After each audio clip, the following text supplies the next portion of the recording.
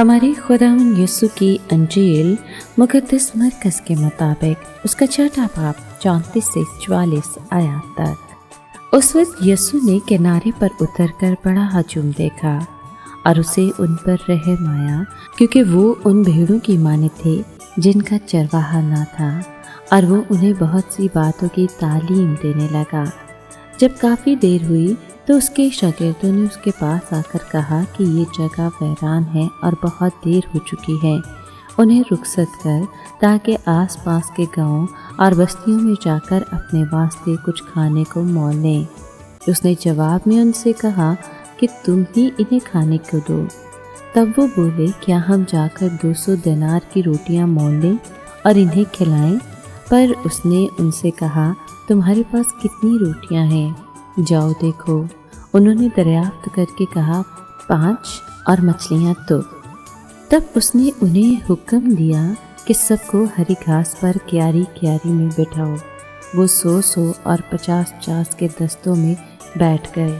तब उसने वो 5 रोटियाँ और 2 मछलियाँ लीं और आसमान की तरफ देखकर बरकत चाही और रोटियाँ तोड़ीं और अपने शागिर्दों को दी कि उनके आगे रखें। और उसने वो 2 मछलियाँ भी उन सब में बांटी और सब खा कर सेर हो गए।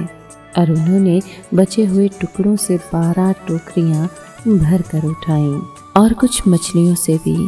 और जिन्होंने वो टोकरियाँ खाईं वो 5000 मर्द थे। पाक कलाम के पढ़े और सुने जाने पर खुदावंद की बरकत हो, खुदा का शुक्र हो। अजीज दोस्तों, जब यीशु ने भीड़ को देखा तो अपनी आँखें अपने आसमानी बाप की तरफ उठाई और उसकी तमजीद और तौसीफ की और भूखे लोगों की फ़िक्र खुदा के सुपुर्द कर दी। इसके साथ ही मौजे की इब्तिदा हुई। बाप ने बेटे के ज़िम्मे ऐसा काम सौंपा कि जिससे लोगों के दिलों पर से पर्दा हट जाता।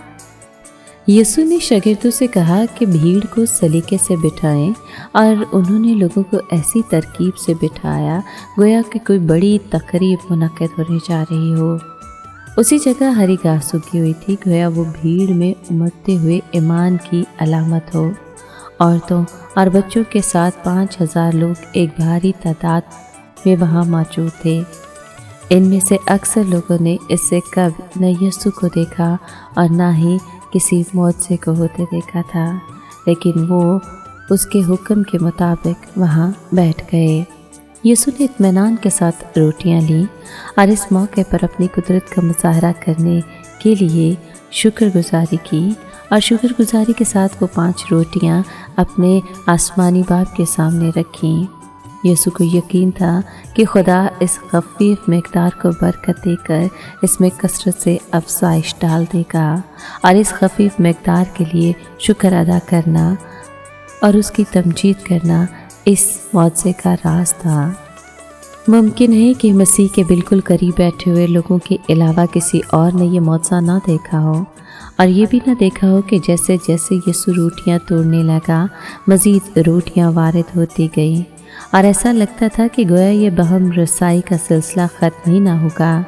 शागिर्द उन बैठे हुए लोगों के दरमियान आगे पीछे जाकर हर एक की ज़रूरत के मुताबिक वो रोटियां तकसीम करते रहे। ये फ़ज़ल की निशानी है। खुदा माफ़ी और रूह बेहिसाब अनायत करता है। जो चाहो ले लो, जिस हद तक मुमकिन हो ईमान लाओ। जो बरकत पाते हो उसमें दूसरों को शरीक कर लो। उनके लिए भी बरकत चाहो जैसे कि तुम बरकत पा चुके हो, और इसी तरह से आप दूसरों के लिए बरकत का बाइस बन सकोगे। ए खुदावंद यीशु, हम तेरे सब्र और मोहब्बत के लिए तेरे शुक्रगुजार हैं। हमारे ईमान की कमी के लिए हमें माफ़ फरमा। हमें तौफीक दे कि जब हम मुश्किलात का सामना कर रहे हों तो सिर्फ़ तेरी तरफ रजू करें, अपनी काबिलियत पर भरोसा न करें, बल्कि जो तू हमें मुहैया करता है उन्हीं ज़राए पर एतमाद रखें।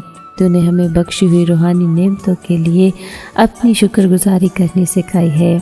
इस खफीफ सी दुनियावी सरमाए के लिए जो तूने हमें अता किया है, हम तेरा शुक्र करते हैं और इसमें तेरी बरकत चाहते हैं। हमें तौफीक दे कि हम कोई भी शय ज़ाया ना होने दें اور اپنی نعمتوں میں جو تو نے ہمیں عطا کر رکھی ہیں ان میں تغافل نہ برتے ہیں۔ آمین۔